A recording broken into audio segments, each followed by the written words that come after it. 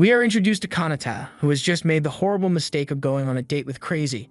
If it wasn't already clear, those 38 stab wounds were fatal, so Kanata gets isekai'd in the worst possible way. But things don't get any better for him in his next life either, as he wakes up to find this old, ugly goblin staring at him. He doesn't understand what's going on, but it seems he has been reborn as one of them, so the elder gives him a new name, Gobro. The old man then proceeds to shove a big and juicy maggot down his throat for that bonus protein.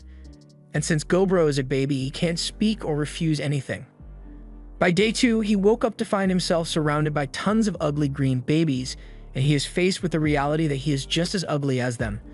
He comes to terms with the fact that he died and was reborn as this weak and helpless baby, so he spends the rest of the day crying over the loss of his beautiful human face. By day 3, he realizes that goblins seem to mature way faster than humans do, but that doesn't change the fact that he is still bald though.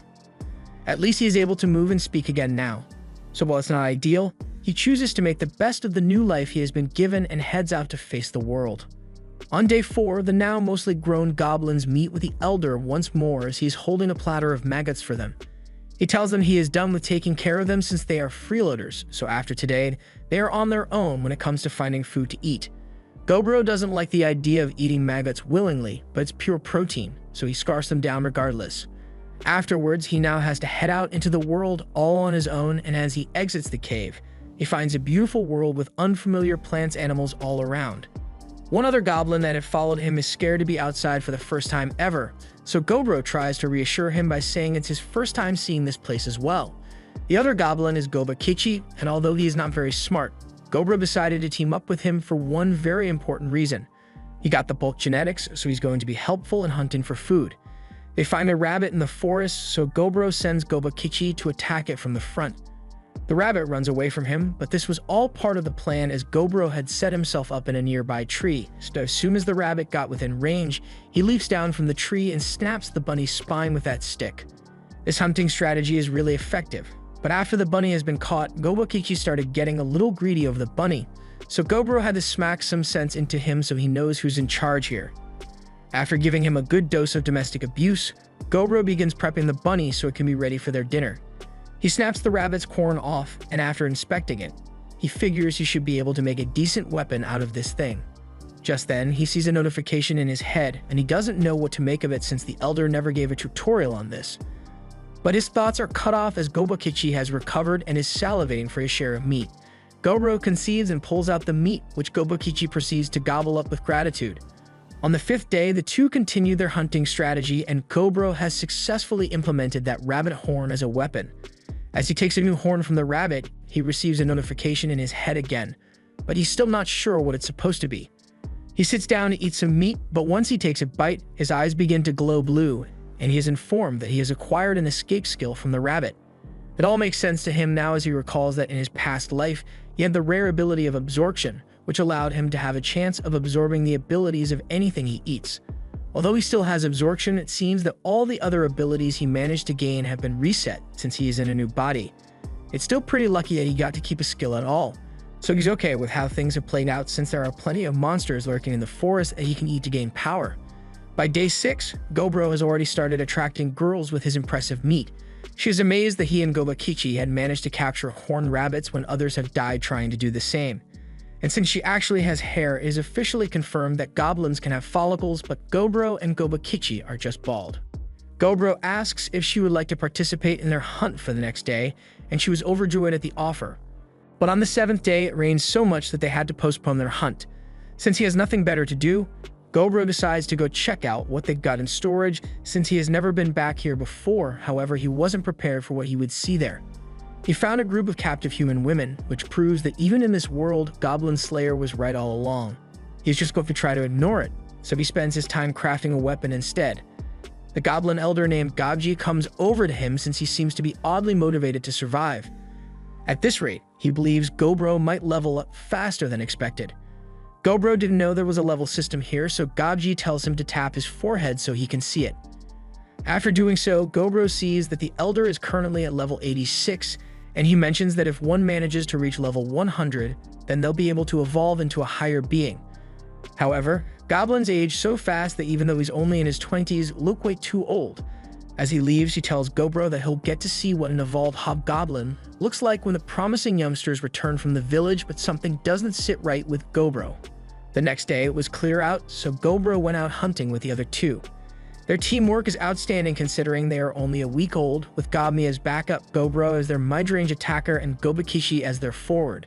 With this formation, they were able to get themselves a large haul of meat, and Gobmi is brought to tears as she takes a bite due to how thick and juicy it is. Gobro takes a bite as well, and he ends up learning several new skills from snake meat.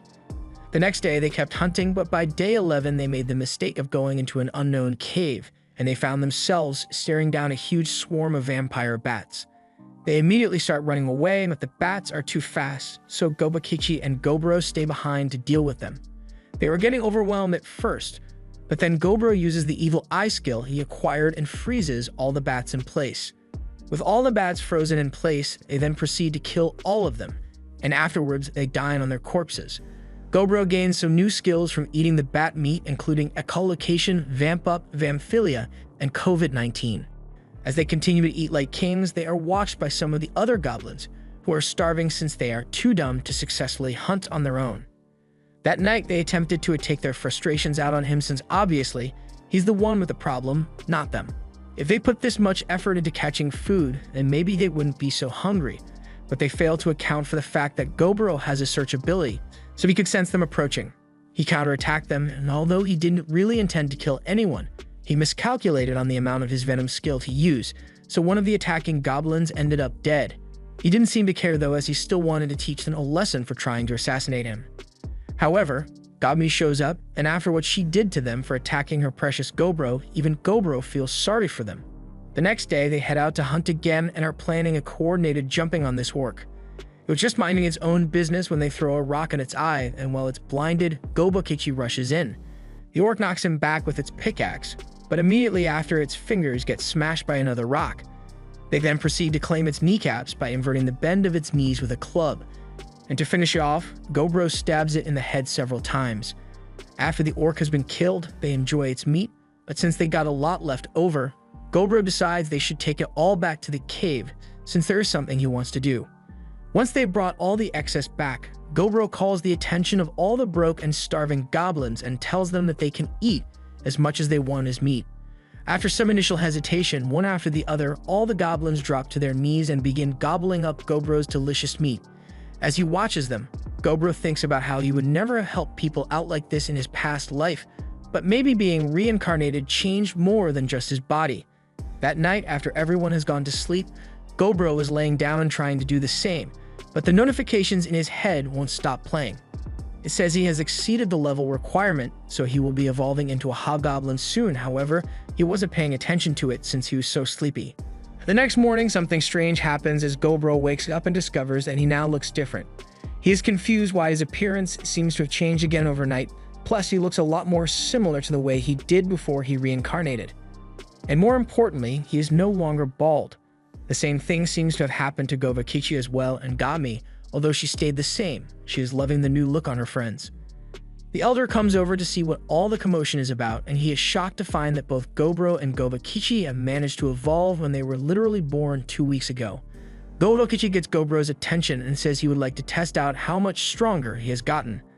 But hunting won't be enough to satisfy him, so he wants to have a fight with Gobro himself. Gobro is up for the challenge, so the two head out to begin their match.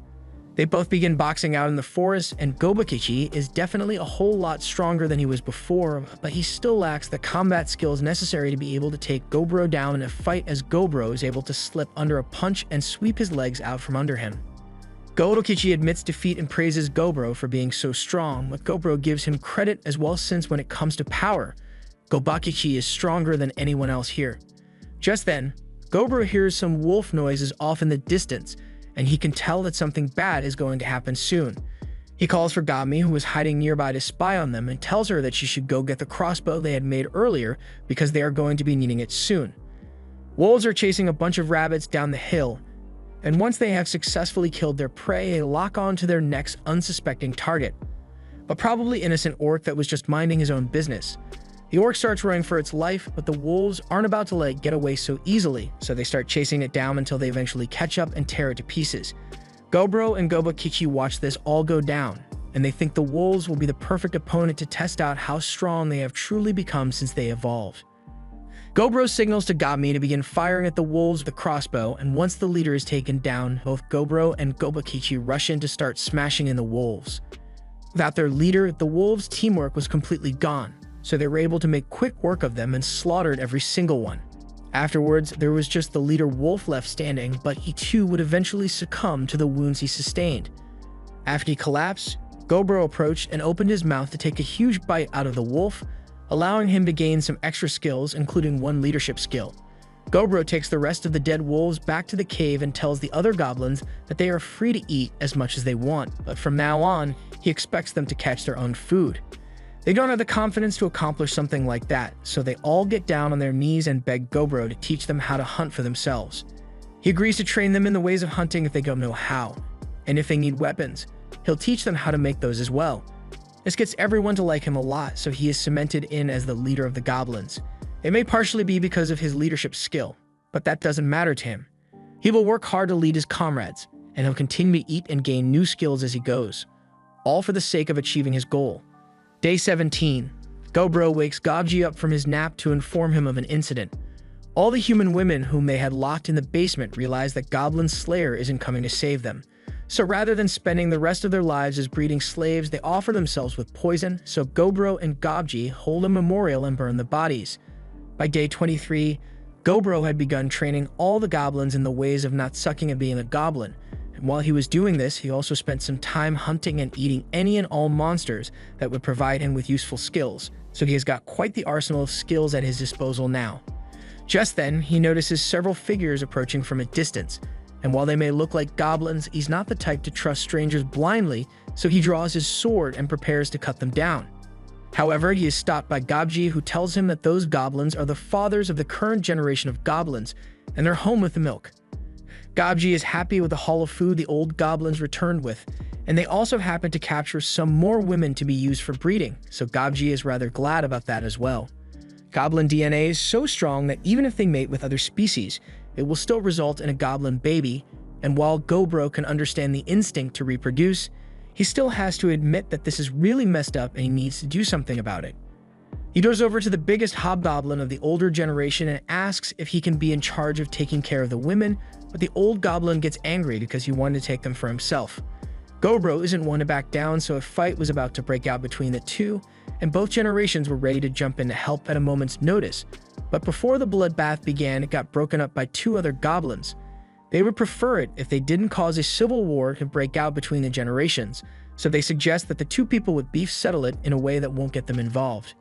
These two are Hobsato and Hobsi, and they suggest that the leaders of both generations have a battle to settle the dispute, so the winner will get to decide what the village does from now on. They also make a rule banning weapons, so that no one ends up dying, and the older goblin agrees to the term, not knowing he's about to get his ass beat. And a couple minutes later, we see clear evidence that the older goblin indeed got his ass beaten. Gobro has him tied up in a spider's web, but he assures everyone that this doesn't count as cheating, since the webs aren't a weapon.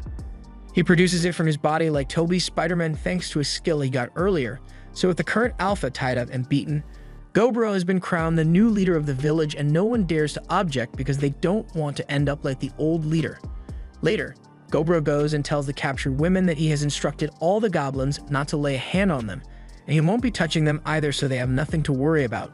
He'll make sure they are well taken care of, and eventually he'll see to it that they are sent back to a human village. The girls are relieved to hear that they will be alright, but there has to be some kind of catch to a deal like this, so one asks Gobro what he wants them to do in exchange for their freedom. Gobro does feel bad for them, but that's not the only reason he chose to help them out. He has no other way to get any information on the matter, so he tells them that all he wants is to learn about the human world here. So after talking with them for a bit, he finds out that these women were part of a traveling merchant group, but when they were attacked by the goblins, all their men were slaughtered, and these 5 were the only ones who survived the attack, only to be captured and brought here. They start to cry after being forced to relive the tragedy they went through, but it's not like Gobro can say, "Sorry, my people wiped out your friends and family," so he just gets up and walks away. A couple days pass, and the women seem to be more cheerful regarding their current situation, but it's probably just their way of coping. From the time he has spent with them, he has learned that humans in this world don't evolve the same way monsters do, but in exchange, they are able to take on multiple jobs. The red-haired one seems to be a rookie adventurer as far as Gobro can tell, but she's pretty weak as far as warriors go, so he may have her join the goblins in training later. Speaking of training, Gobro made all the older goblins join in on the training as well, and it doesn't matter how old they are. If they get pissy with him, he's going to smack some sense into them. For the next few days, Gobro focused on group exercises so that he could teach all the goblins the new rules he had set for them, and you can tell the former leader is not happy about it, but he can't go against Gobro's decisions anymore. On the 31st day, it was rainy, so everyone stayed inside.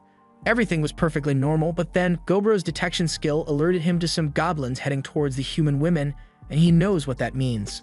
The former leader has gathered a couple of his buddies, and they were planning to have some fun with the humans, but Gobro shows up behind them, and he distinctly remembers spending a couple days going over the rules with them. But it looks like some people never learn, so he's going to have to teach the old man another lesson. The women wake up to the sound of Gobro killing one of the insubordinate goblins, and they are obviously scared. The other goblins had heard the commotion and rushed in to see what happened, so Gobro asks Gobmi to help him drive all the goblins he tied up outside and to tell everyone to gather around because there's something he wants to show them. That night in the pouring rain, Gobro proceeded to beat the rule-breaking goblins to death, leaving the former leader to suffer the worst fate as Gobro's personal punching bag until he was just barely alive, only to be left out in the rain to die a slow and painful death. With this, Gobro asks if everyone understands the rules and what will happen if they break the rules, and no one dares to say a word. The next day, it's back to the regular hunting, and the group is up against a trekhorn with scales that make it almost really difficult to pierce. The trekhorn charges at Gobro, but he uses his spider silk to trap it in place, and with it immobilized, both he and Gobakichi were able to target its weak points and kill it fairly easily. After it has been defeated, Gobro and the others eat the meat, and he gains several new skills, one of which is a skill called Triple Strike, and even though he is doing it himself, Gobro still has no idea how the extra 2 strikes are being generated, but he's not going to question it. That night, while Gobro was in bed, the red-haired human came up to him and just climbed into bed with him. Nothing unholy took place that night because she was probably still just scared from what had happened the previous night, so Gobro let her sleep in his bed. However, by morning time, Gami had gotten jealous, so she climbed into Gobro's bed as well. In other news, the goblin Gobro had assigned to be carrying all the equipment managed to evolve as well due to all the manual labor, so she is now relevant to the plot as well. The training of the goblins has been divided into different units, with Gobakichi handling the armored units, Gobmi handling the ranged units, and Hobsato handling the regular fighters. And now that Gob has evolved, she handles the training of the support goblins. Meanwhile, Hobse is busy doing absolutely nothing because she is the only mage among the goblins, meaning there's no one for her to train. Gobro decided to leave the training of the goblins to the appointed captains while he heads deep into the forest to hunt some strong prey. While there, he spots another trekhorn in the distance, and since he has the element of surprise, he decides to try using a magic skill he had acquired previously, casting Phase 1 Demise Magic. And once his attack hits, the trekhorn that they had had so much trouble defeating earlier was easily destroyed in a split second. That landslide victory may have made him a little too overconfident because he then decided further north into the forest, but only once he had gone in really deep did he remember what Gobji had told him a couple days after he was born last month. He was explicitly warned never to go into the northern part of the forest, because in there lives a crimson creature called the Red Bear, and now he has come face to face with said Red Bear due to his carelessness. Any rational being would have already started running away, but even though he can't guarantee it, Gobro still believes that he may be able to take this thing down if he comes up with a plan. He wants to kill and eat the bear to gain even more skills, so he activates his Demise Magic and gets ready to throw everything he has at the bear. Back at the cave, Gobmi is getting worried since she hasn't seen Gobro all day, and neither has anyone else since he left their training session that morning. But the others aren't really worried since Gobro is strong enough that he'll probably be fine even if he gets himself into trouble. But I don't know if he has a plan for this because the bear managed to dodge the attacks. It lost an arm in the process, but it's still every bit as dangerous as it was before, so Gobro can tell that if he gets hit by one of those claw strikes, even the refined scales armor skill he got from the Tricorn Wind be of any use to him. Just as he can't afford to take a single hit, he resolves to kill the bear as soon as possible. However, even after striking it in the skull with an axe, the bear still keeps chugging along, so Gobro is forced to step back and try something different. He attempts to use his spider webs to trap the bear, but is too strong for that and breaks itself free. The bear then activates one of its own skills and launches a wave of fire at Goblin, which sets the whole forest ablaze. The bear begins walking away since it assumes there is no way Goblin survived that attack. But despite that blast of fire being around 2,000 degrees hot, Goblin still managed to survive, so after getting to cover, he begins healing his arm while he thinks about his situation. He has never heard of such a thing as a fire-breathing bear before, so it looks like in order to take this thing down, he is going to have to be willing to take some amount of damage. He heads back out as the bear is leaving and baits it into launching a fire blast at him once again. But this time, he has come up with a plan to counter it and uses water magic to block the inferno, while he continues to charge forward. The bear's body is too hard to pierce normally from the outside, but it's probably a different story when it comes to the inside of the bear's mouth, so Goblin stabs his sword through the bear's mouth, leading to a wound which he assumes will be fatal. However, he gets snapped out of his confident smirk when the bear smacks him across the forest and into a tree. Goblin managed to take an arm from the bear, slash it across the head, and stab it through its mouth, but is still showing no signs of collapsing. However, after that one strike, Goblin is on the verge of death and will definitely croak if he takes another one of those hits. But that just makes it more exciting for him.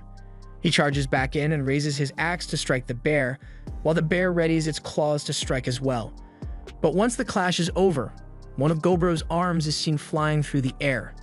The bear had indeed managed to rip his arm off, but at the end of the day, Goblin was still alive, even if he is barely a step above passing out dead. He grabs the bear claw that is impaling him and takes a bite out of it, gaining 2 new abilities, but he succumbs to his wounds and passes out afterward. He then receives a notification that the level requirements have been reached, so he is allowed to evolve into a rare ogre class, which he immediately accepts.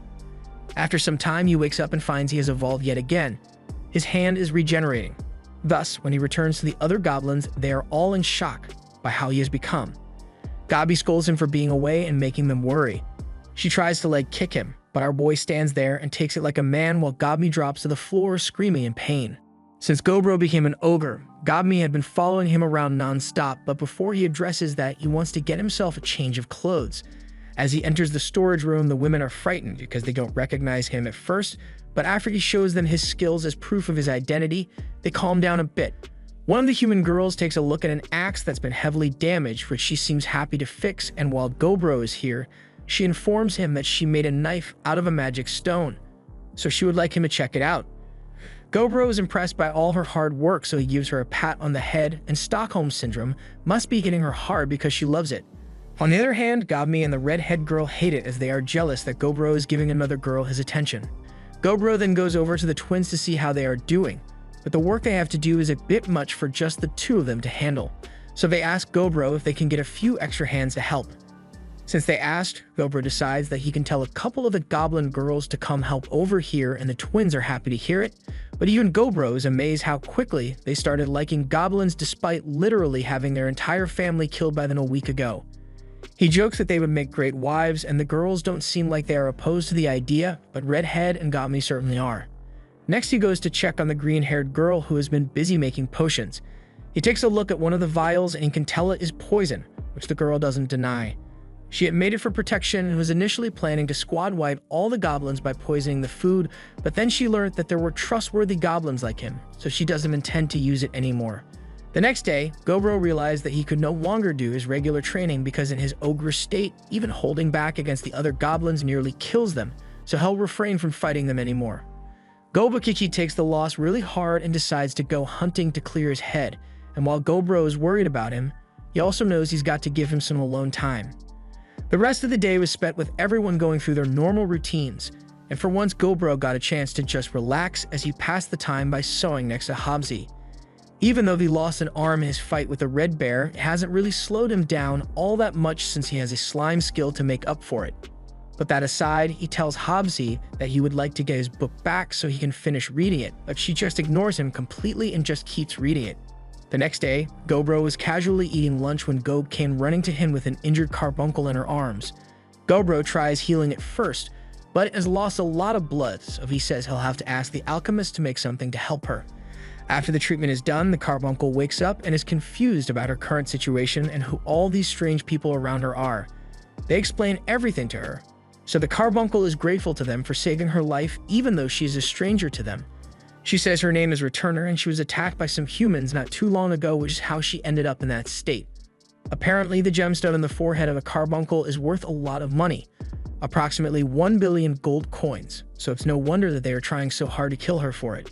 She asks Gobro to please help her chase away the adventurers that are after her because she is not going to live much longer. Returner is an artificial carbuncle created by a legendary wizard long ago with the purpose of guarding the treasure of said wizard. However, during the attack, the core that keeps her alive was heavily damaged, so there's no way she'll survive much longer at this rate. Her master held a major grudge against humans while he was alive, so even in death, he would rather let his legendary treasures go to a bunch of goblins rather than let humans get their grubby little mitts on them. So if Gobro helps her get rid of those adventurers, then she'll gladly hand over all the contents of the treasury to him. This is a golden opportunity, so Gobro's not going to let it slip through his fingers so easily. He calls for everyone to gather around and tells them all that they will be going to this treasury today to chase away some humans. He asks the blacksmith girl if she has the spirit stone knife she was talking about the other day, so she gives it to him. He doesn't normally use a knife, but he thinks it would be better than going in empty-handed if his goal is to intimidate them. The goblin squad all head into the treasury the carbuncle talked about, and once inside, Gobro asked Gobakichi and the others to hide first so he could try to negotiate with humans. He walked around looking for the adventurers on his own. But then those same adventurers cornered him out of nowhere. They grumble amongst themselves about having it deal with an ogre as well now, but they just decide to get rid of it as quickly as possible. An assassin tries to go in for a stealthy kill, but Gobro sees it comes a mile away and is able to block the strike with his bare hand. The adventurers are shocked that the assassin's concealment was seen through so easily, but then Gobro interrupts them and yells that they are in someone else's home right now, but they are trying to steal from it and even nearly killed its guardian. And on top of that, they don't seem to think there's anything wrong with what they are doing. But they are in luck today because Gobro is a nice guy and will give them a chance to spare themselves some pain. They start attacking him, but they are so weak that he can dodge their strikes effortlessly, so he still gives them the offer to turn around and walk away before things get ugly. Unfortunately, humans are known for their sudden lack of brain cells when thinking is necessary, so despite the fact that Gobro is very clearly out of their league, they keep attacking until he finally loses patience and is ready to crack some heads. It is finally starting to sink in for the adventurers that they shouldn't have messed with Gobro, but it's already too late to go back as Gobro uses his earth magic to trap them in place and calls for the others to begin jumping these guys. After they were done beating up the adventurers, they stripped them of everything they had on them and kicked them all out. So Gobro decides to eat all the loot and ends up gaining the skills of the items as well. He is now able to summon an item box that can store over 100,000 items in it. Since he has held up his end of the bargain, Returner leads Gobro and the others to the treasure room where her master took his final breaths amongst all of his cool stuff. This was the great wizard, Velvet, and Returner says he was quite well versed in conversing with the spirits, which is why he was able to gather such a large quantity of spirit stones. Her time has come to an end, so she once again thanks Gobro and the others for their help and disappears in his hand, leaving behind her head gem, which Gobro eats. They all take a moment of silence for Returner. But after that's fine, they start looting the place for anything that looks like it could be valuable, and his new item box came in handy with this part. But before they left, Gobro felt bad about leaving the body out in the open like this, so he decides it would be best if he burned it. And as he does so, the body turns to ash, leaving behind a gauntlet, which Gobro doesn't hesitate to put on. The gauntlet seems to be a legendary magic item, so once he equips it on his lost arm, it attaches itself to him and replaces his missing arm. The arm has some really cool features, including the ability to rotate as well as produce poison and strings. But most importantly, it can function like a regular hand as well. The next day, Gobro spent a lot of time assessing all the gear they got from the treasury, and considering it was collected by a legendary wizard, everything is top of the line in power, so the following day, Gobro distributed the magic items to the 15 hobgoblins among the group. He kept this vermilion spear as well as a legendary magic bracelet for himself, so in total, he now has 3 legendary magic items all to himself. On day 40, Gobro decided to hold a series of battles to determine the ranks among the different hobgoblins. The day after that, Gobro headed out early in the morning to go hunt some prey he has never fought before. First was the golden spider, which he took out in one punch, and after eating its meat, he received another skill that allows him to create golden threads. As he continues walking through the forest, he ends up under a tree that's bathed in light, and this is kind of a problem for him since this is the home of a species called dryads. They prey on the men of intelligent races and seduce them into becoming a nutrient supply. Gobji had told Gobro about them, and he personally wants to go out while being sucked dry by a dryad. But Gobro would never go for something so lecherous. Or at least that's what he tells himself, because the second a dryad appears and starts getting up close and personal, Gobro merely folds on the spot. He tries to think about this calmly, but then he remembers that he is still a virgin in this world, so all reason gets thrown out the window as Gobro activates his sacred skill, the Golden PP. The dryad is amazed by the length and girth of what she sees before her, and I can't get into detail, but a lot of stuff happened within the next 5 hours. And by the time they were done, the dryad was asking him to come back again soon for another round. Gobro then heads over to a nearby waterfall to wash himself off, but he was soon surrounded by a squad of lizardmen for no reason. So he killed them, along with everything else that tried to attack him. The next day, Gobro found out there were 2 goblins who had the ability to become mages, so he sent them to be trained under Habze. But he can't say he likes the look on her face when she thinks about getting to teach other goblins. In other news, all the girls in the cave are suddenly mad at Gobro, and he can't figure out why since none of them will tell him. He ends up going to the green-haired girl to ask for some advice since she seems to be the most level-headed person here. So she tells him that everyone is mad because they know he went to Pound Town recently. The dryad left some very recognizable marks on his body, so they are jealous that he didn't choose them first.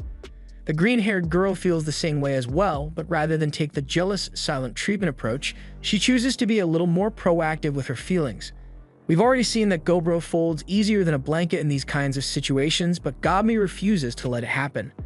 At least not unless she gets to join in as well, and everyone else has the same thoughts. A lot more happened that day which required Gobro to put up a soundproof wall in his room, but he doesn't want to talk about it. The next morning, Gobro's detection skill alerts him to the approach of some enemies, and thanks to his skill improving, he is now able to identify the race and general strength of an opponent. He heads outside with Gobakichi and is confronted by a couple of elves who seem like they are going to be a real pain in the ass to deal with.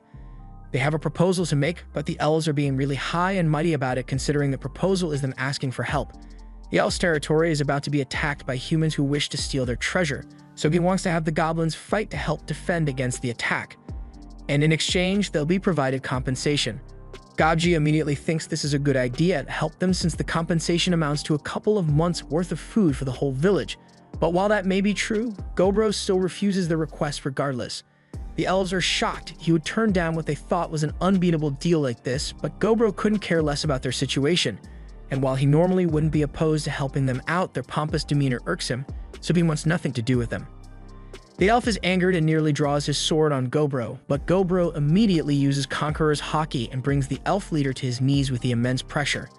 After this, he grabs the elf leader's neck and tells him to call off the archers surrounding this place if he wishes to continue having a non-crushed neck, and he isn't bluffing either. One of the archers attempts to fire an arrow into Gobro's head, but he catches it with his teeth and bites until it shatters to pieces.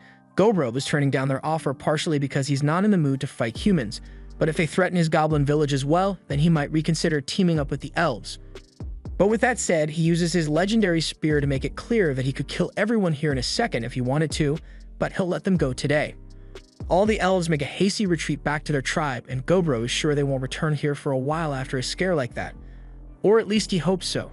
The next day, while out hunting, Gobro comes across a gray slime, so he defeats it with some fire magic and picks up its core so he can munch on it. After eating the slime, Gobro unlocks the abilities of physical damage resistance, fluid regeneration, and auto-replication. Auto-replication is an ability that allows Gobro to create a copy of himself using any of his body fluids. He tests it out by using a drop of his blood, and after a few seconds, a mini Gobro is formed. He is able to share his senses with this miniature version of himself, so he comes up with the idea to have clothes made for all the women he cares about, but with his blood mixed into the lining so that it can act as a way to contact him if they are ever in trouble. The next day, Gobro had one of his blood children keeping a lookout for any suspicious behavior, and it just so happened to see the elves approaching once more, but this time it looks like the leader has brought a whole army with him this time. It seems like he didn't learn his lesson last time, so Gobro is done with mercy for now. As the elves approach the entrance of the cave, they are immediately immobilized by Gobro's roar, after which he steps out and uses his webs to tie all of them up. The prisoners are all brought inside, where Gobro gives the leader one last chance to make it out of this by asking him why he came back here. But the leader just keeps digging his grave deeper and declares that he will kill Gobro for wounding his pride. Some of the elf girls apologize for their leader's foolishness, since they tried to talk him out of coming here, but he refused to listen to them at all. Since it's not entirely the troops' fault that their leader is an idiot, he decides that they will fight one-on-one mock battles against the goblins here, and all the elves that win their battles will be spared. Although the leader is going to be killed no matter what, long story short, of the 23 elf soldiers, only 6 were defeated, and Gobro may or may not have rigged the matches so that all the male elves lost so that he would have the elf girls to himself, but that's besides the point. He eats all the elf men, gaining some extra skills from them, and now that that's done, he addresses the surviving elf women and tells them that they all need to surrender their weapons and magic items because they are being held as prisoners now. The elf girls are shocked because they thought they would be set free if they won their mock battles, but Gobro isn't so kind as to forgive people who came here with the intent of killing him. Gobji is already thrusting in excitement since he believes he will finally get to go balls deep with some elf girls, but Gobro imposes the no-touch rule again, so the elves won't have to worry about any other goblins. Gobji can accept it since Gobro is the boss in the village, but Gobji still asks if he can get some action since he's so pent and Gobro feels kind of bad for him. Gobro still has to execute the elf leader, and he's got something special planned for him.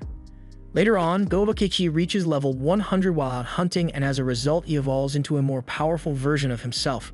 The rest of the goblins are in awe of his new physique, especially Gobro, who is glad he has someone on his level once more. Gobokichi has become a special variant as well, and his iron-hard crimson skin is a result of blessings from the demigod of flame and war. So he's become really tough, and the first thing he wants to do now that he has evolved is spar with Gobro, to which Gobro is more than happy to take him up on that offer. They begin sparring, and Gobakichi is definitely able to take a few hits from Gobro, but ultimately he still lacks the skills to really contend and gets defeated fairly easily. While Gobro may have won the battle, he is still impressed with Gobakichi for catching up to him in the first place, so he is glad he has a rival to keep him on his toes. Afterward, Gobro feels exhausted from all the fighting he had done with Gobakichi, so he takes a break in the cave. But he is then approached by a shadowy figure which apologizes for not being able to prepare more for him and gives him an unknown skill. Gobro wakes up from the encounter, and it turns out to have been a weird dream, but he is still left wondering what it could have meant. On day 51, Gog drags Gobro over so he can get a good look at all the progress the goblins have been making while he wasn't paying attention. Maybe it's because they felt left behind after Gobakichi became an ogre as well, but 4 more goblins have become hobgoblins. One has been assessed to have enough talent to become a mage, while another seems to have the talents necessary to become a cleric. This is Gogji, and he promises to do his best to help the goblin community as much as possible. And in other news, Habza got even hotter. She has evolved into a half-spell lord, but she's got some markings on her body which reminds Gobro of the marks he has, but they leave that discussion for later as Habzi is itching to test out how much extra power she has gained from her evolution. So they both head outside where Habzi casts a volley of flame spells which set the forest ablaze. The two ignore the forest fire they just started, and Habzi says she feels like she could cast another 20 spells just like that, but before she can cause any more collateral damage, Gobro says that's enough for today. With her being a half-spell lord, she isn't as strong as she would be as full-spell lord, but she is likely going to evolve into one next time. However, for now, to celebrate her evolution, Gobro presents her with some new legendary gear. The rate at which goblins have been evolving seems really high compared to how it normally goes, and Gobro is mostly certain that it's because of his influence on the way the goblins train, but even though the general population has grown stronger, there are still those who aren't able to keep up. Later on, Gobro and Gobakichi are returning from a successful hunt, when they run into a group of the older generation goblins, and they say they have had enough of living in the goblin village since they are the older ones, but all the goblins that are 2 months old are getting stronger than them. And on top of that, Gobro is the only one who ever gets laid, so they want to leave and start something new for themselves. To their surprise, Gobro has no issues with them leaving since they didn't steal any stuff, and he even goes out of his way to provide them with a knife made of mithril to help them with their journey. On another occasion, Gobro came across an orc that was dragging a human body home. The guy is already dead, so there's nothing Gobro could do to save him, so he kills the orc to avenge him.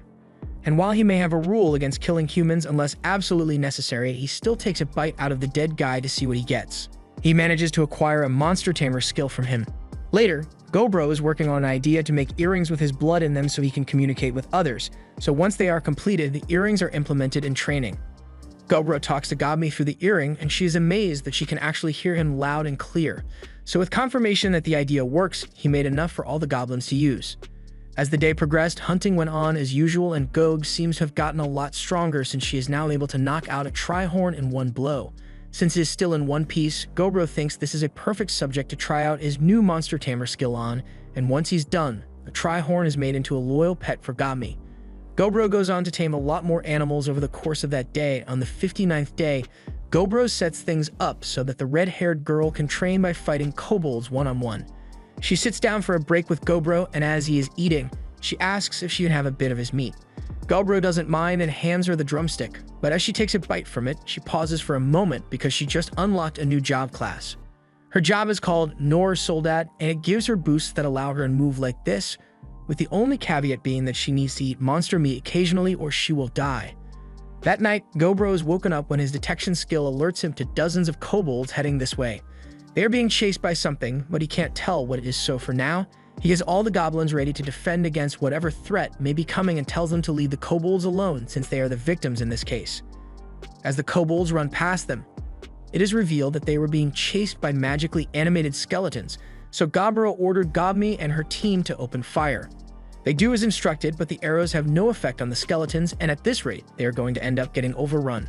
There is clearly something creating these skeletons, so they'll need to take it out if they want this to end, but for now, Gobro tells everyone to drop their weapons and throw hands because smashing the skeletons is the only way to slow them down. Smashing the skeleton works, but they can't keep this up forever if the skeletons don't stop coming, and this is where Gobro comes in because he is going after the one creating the skeletons. He dashes for the entrance while ripping through the skeleton horde in front of him, so after only 7 seconds, he finally gets to the greater skeleton that is summoning the rest of the skeletons and punches a hole through it. Once the main skeleton has been defeated, Gobro takes a bite out of its head, which gives him a bunch of new undead skills, and as he returns to the cave, he is greeted by all the kobolds who have now started referring to him as their lord. The kobolds were out mining when they accidentally dug into Velvet's treasury and set off its guardian, a greater skeleton. So the only thing they could think of to survive was to run for the cave of the terrifying ogre they've been trying to avoid. Their story makes sense to Gobro, but he reminds them that he has been killing a lot of their kind for a while now. So are they really sure they still want him as their lord? But the kobolds are fully aware and want to serve him regardless. At this point, Gobro has gathered humans, elves, and kobolds, so while he didn't intend for it at first, he admits that things have gotten pretty interesting around here. The next day, Gobro went out hunting with Govakichi for the first time in a while, but as they were heading into the forest, they spotted a team of 12 humans moving through the forest quickly, so Gobro changed plans and decided that they should follow the humans. They chase after the humans quietly, and by eavesdropping, Gobro is able to learn that the humans are planning to kidnap the daughter of the elf chief. Their target is the group of elves that will be returning from a festival today, and they got the necessary information from traders among the elf tribe. 2 hours after sunset, the convoy arrives, and Gobro is stunned by how beautiful the elf princess is, even by elf standards. But then the human attack begins, and 2 elves of the convoy immediately get headshot. Govakichi wants to go help them, but Gobro stops him since this fight has nothing to do with him. The humans then proceed to take the elves down, and when they finally grab the princess, Gobro changes his mind and decides to save them. But totally not because he sees a chance to add a new member to his harem. After taking down the humans, Gobro and Govakichi grab all the bodies of the survivors and carry them back to the cave, where one of the captured humans confesses everything he knows so that Gobro will spare him. Apparently, the war with the elves is going to begin within 20 days, but while that information was definitely useful, the soldier is unfortunately a man, so he isn't eligible for the harem. In unrelated news, Gobro gains the skills of several soldiers, and then he turns to Elf Princess who had just woken up. She is scared the first time she sees Gobro, and she seems to be a bit different from the other elves since she has wings. She is confused about everything that happened, so he tries to calm her down by saying he won't hurt her, but she was more concerned about getting back shots from him. After Gobro clears up the misunderstanding, he sits down and has some tea with the princess. But she is pissed that Gobro just hid in the bushes and watched her men get killed before deciding to do anything. It's reasonable for her to be angry about his actions, but then again, Gobro does not care. He doesn't like getting involved in quarrels between the humans and goblins unless there is a pretty girl involved, of course. Besides, if she's got time to be crying over her dead men, then she would be better off using it to find the traitors among her people who ratted out her location. The news that some of her people may be traitors only makes her cry even more, so Gobro tells her to get some rest for tonight, and in the morning, they'll escort her back to her tribe. On a side note, Gobje is still as down bad as before, but Gobro won't let him go anywhere near the elf princess. The next morning, Gobro leaves early to escort the princess back to the elf tribe, And while they are walking, he asks about her wings and is told that they are something that only high elves have. This is an evolved version of an elf who is able to fly with the wings, although the princess says the wings are usually hidden within their bodies, so outsiders don't see them often. After that, they continue walking for another 3 hours until they finally reach the elf village, but they are immediately held at arrow point by dozens of elves in the trees. And these guys aren't messy around because their arrows are made of mithril and would be a serious threat to Gobro, although he could probably handle a couple of shots. The elf princess steps up and tells the archers to back off since Gobro and Gobakichi are the ones who saved her. The archers are confused, but eventually Gobro and Gobakichi are allowed to meet with the village chief. The chief thanks Gobro for saving his daughter since she is the most important thing to him, but Gobro cuts straight to the chase and says he didn't save her out of kindness or anything, he wants a reward. The village chief believes it is fitting to reward the man who returned his daughter to him safely, so he calls for an attendant to bring over a magic item. The item is called Failna, and it is an heirloom of the elf family, so the princess asks if he is sure he really wants to give that up, but he believes it is decent compensation for the service Gobro has done him. Gobro is glad to see that the elf chief isn't a cheapskate when it comes to things that matter, so he tells the chief that he has some information that may be useful regarding the upcoming war with the humans. Upon hearing this, the chief realizes that this may be a mutually beneficial relationship he is going with Gobro, and as additional compensation, Gobro is given some mithril materials, some weapons, and 2 shovels, which probably do something special.